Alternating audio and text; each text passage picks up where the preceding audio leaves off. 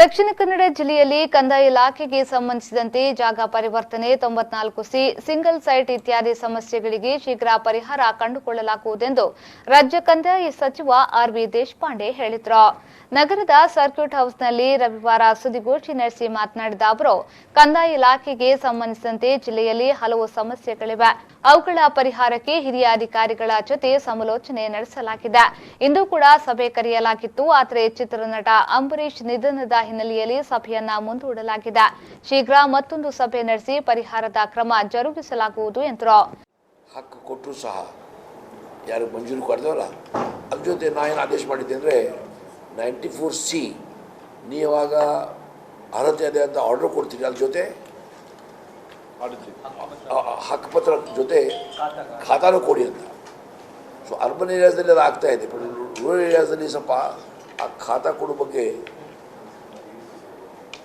RDP ಒಂದು circular ಅದೇ.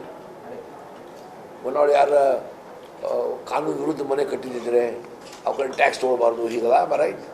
ಹಾಗಾಗಿ ಆ ಪ್ರಾಬ್ಲಮ್ ಸಾಲ್ವ್ ಮಾಡಬೇಕಾಗಿತ್ತು. ಸೊ ಎಲ್ಲ ಸೀನಿಯರ್ ಆಫೀಸರ್ಸ್ ಇವತ್ತು ಬರೋರಿದ್ರು.